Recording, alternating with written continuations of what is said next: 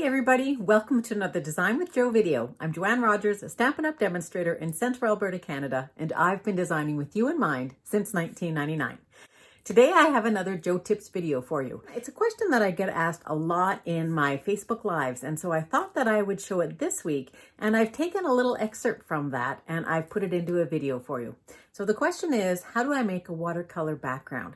And this is a really soft and simple one that you're going to enjoy making. So let's get started. So the watercoloring, I'm going to use watercolor paper. It's the Fluid 100 watercolor paper that Stampin' Up! Carries. And you can find this, I'll just bring in my annual catalog. You can find this on page 136 of the big fat catalog. And it's right here, sort of in the middle, and it's $12.25 for 10 sheets. And this is very nice watercolor paper. And it's got a smooth finish, so this is what's called a hot press paper. So it's not too bumpy, but it is just a little bit bumpy. And it's the bumpiness and it's the cotton in the paper that causes your water to actually spread and have that really beautiful watercolor look. So your paper is very important when it comes to watercoloring.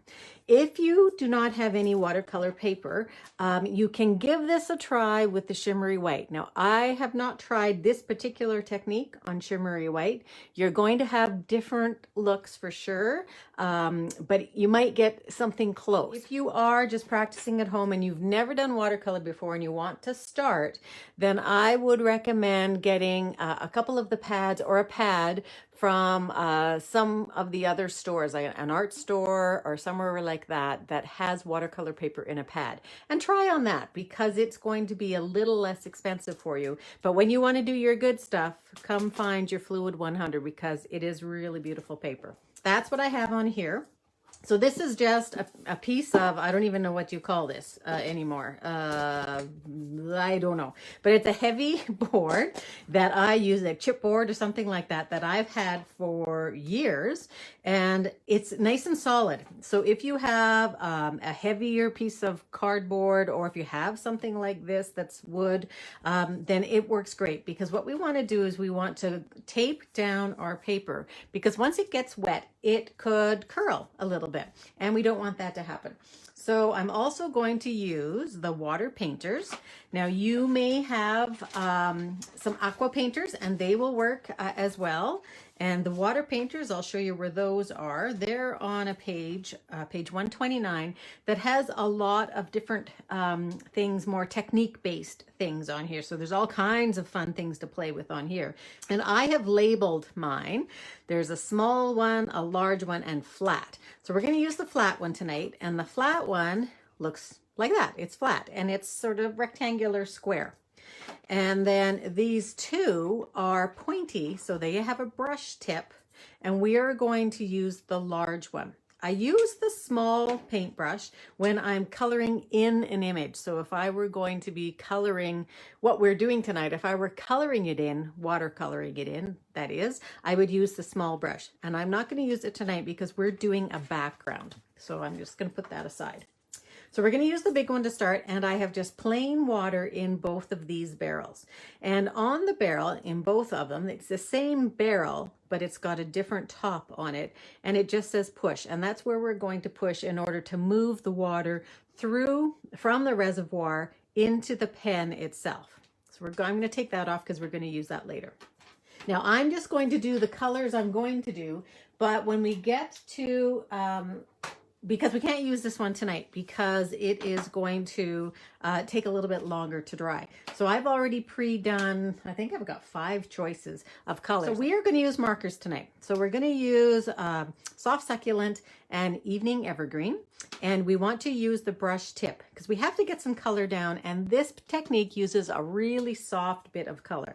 So I've just taken my acrylic block and I'm just going to put some on there. You can hear the little squeak. This is fairly light, the Soft Succulent. Light in color, I mean, in pigment. And then the Evening Evergreen is a little bit darker. I'll give a little bit more of that. So now what I want to do, so I've got that ready. Now I'm going to take my wide one and I'm just going to put it right onto the paper, and I'm holding it up so that I can show you where it's going to be, because it's going to be hard to see because it's just plain water, so it's clear. So I'm just going to put maybe some over here. So I'm pressing it here where it says push, and it's going to come out the tip, and maybe you can see that there are drops coming out. It looks. And I'm just actually using this on its side, not on the top. And I'm just going to move this around. I want a little bit more than that. Move it around just a little bit. And you can see that it's sitting on there, hopefully. It's nice and shiny. Okay, so I just want to move my color at this point. And I'm going to make it pretty wet. Okay, so there's my wet. Now I'm going to take this other one. I'm going to pick up my lighter color. So I'm just going to put it right into my light color. I'm going to go right into where it's wet. And it's very light. You can probably see just how light it is. I want a really soft color here. Now that's very wet. I'm going to pick up some of the darker. Now you're going to see some of this darker move a little bit more. You can see that it's sitting in the water. So you always want to have a paper towel with you for a couple of reasons. One, I'm going to get rid of some of the green off of here. So I'm just going to press it right through, get rid of some so it goes clear again. And then I'm going to go back in. I'm going to try and get some more of my light color. Okay, so you can see that that's drying just a little bit. I'm going to go back in. These colors are going to mix together really well. Now I am moving my brush. Can you see how I'm moving my brush? Right on the outside edges, because if I just let that sit there, I'm going to have more of a hard edge, and I don't want a hard edge. So I'm just creating, just a shape. Let's call it a blob. I don't even think it's not even, it's not circular, it's not oval or anything, but I'm using both of my brushes on their side. Here's the second thing you can do with your paper towel. I'm going to scrunch it up. And I'm going to just tap it right over top. Again, because I want this to be on the edges, I want this to be really soft. Now set that aside to dry. And this is the hardest part, is letting it, just let it go. Walk away, just say, okay, that's enough. I'm not going to put any more in there. And there's so many different ways that you can use watercolor in your backgrounds, but this is one way. And we're not going for intense here. We're going for very soft. I have a navy. This is like Night of Navy.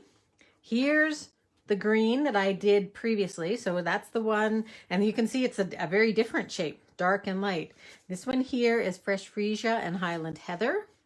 This one is Flirty Flamingo and Calypso Coral, so very light. And this one is Daffodil Delight and a little bit of Mango. And that's it. I hope you found this tip useful and that it's one that you're going to incorporate into your own paper crafting. If you've got a paper crafting question, drop me an email at joe@designwithjoe.ca and I'll do my best to answer it for you.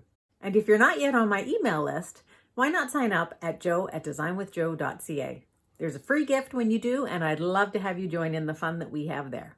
Thanks very much. Have a great day. Bye-bye.